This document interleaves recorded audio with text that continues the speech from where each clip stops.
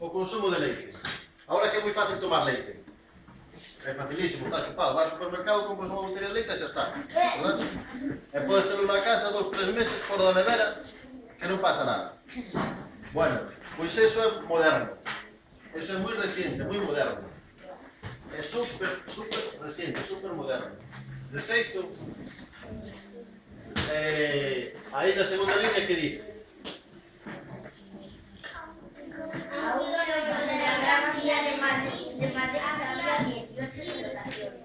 Vale.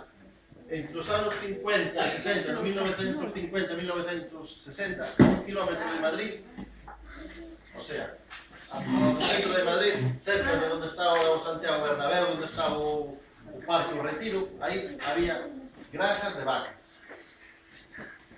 Por que había granxas de vacas? Había 18 que se chamaban vaquerías, porque a xente iba aí a buscar o leite. Porque un dos problemas máis que tiña o leite era a conservación do leite. O leite é fácil que se descompoña, verdad? É moi fácil, en moi poucos días, sobre todo se hai calor. Se hai moita calor, o leite descompónse. Decimos que se estropea, vale? Non é así, exactamente, en realidad non se estropea, pero bueno, nós vamos a decir que se estropea o leite, vale? E por eso había as granxas cerca de grandes, en todas as grandes ciudades, había. Hasta que se descubriu distintas formas de conservar o leite.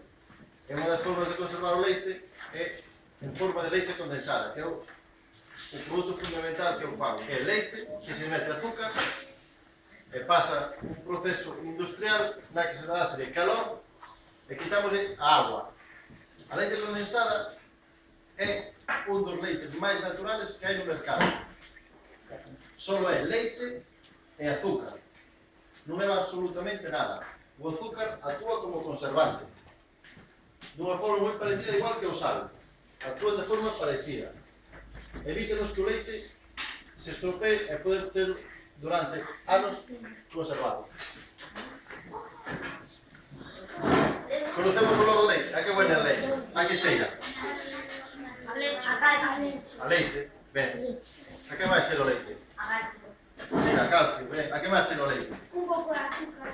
Cheira a azúcar, moi ben. A que máis cheira o leite? A sal, sí, en algúns casos, sí. A que máis? Sabemos a que máis cheira o leite? A nada. A nada, non huele a nada. Moi ben.